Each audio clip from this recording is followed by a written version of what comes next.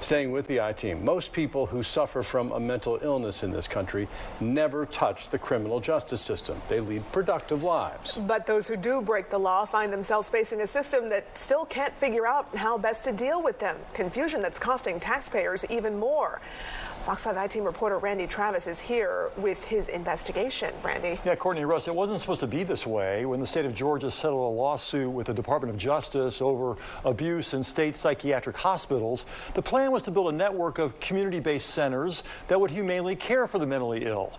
Instead, they started flooding into Georgia jails, and prosecutors say that tide is rising.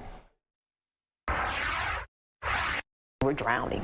I think prosecution offices are drowning. Defense attorneys are drowning. The court system is drowning in a mental health crisis. It's not an issue, it's a crisis. Clayton County DA Tasha Mosley and her chief assistant Bonnie Smith only have to look at their criminal trial calendars to see how their world has changed. The vast majority of the cases that I was dealing with on the calendar were cases where there was an underlying mental health issue. The law says you can't be prosecuted if you're unable to assist in your defense. For someone suffering from a mental illness, that can mean more than a year sitting in jail waiting for a psychiatric examination and outside treatment, because the state simply does not have enough people to handle the workload. A lot of them are being housed in these jails because there's no other resources, or there's not enough resources for them in the streets to get the care they need. Nurse Asanda Paul handled medicine distribution for Clayton County prisoners with mental issues, but not anymore. I just can't see myself going back to that facility.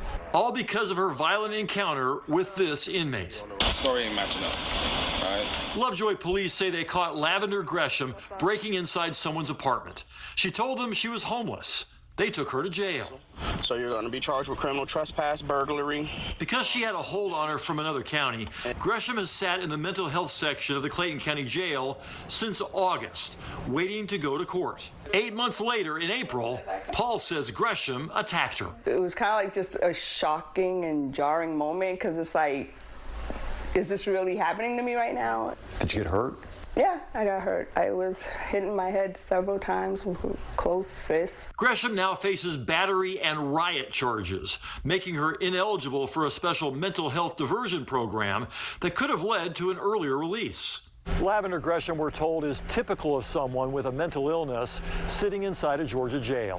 First brought in on a non-violent charge, then the violent charges start to add up inside the jail because the wait to get out or even to get treatment is so long. And everybody, I think, in the whole system is just doing their best, but the system is broken.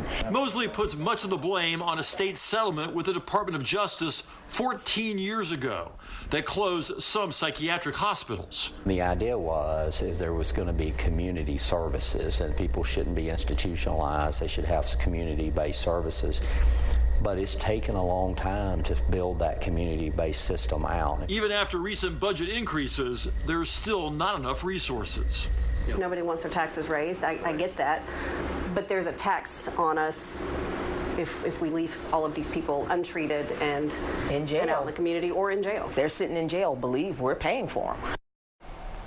Last week, Governor Kemp asked that about $12 million in new funding for mental health not be spent, at least not for now, over concerns about budget shortfalls.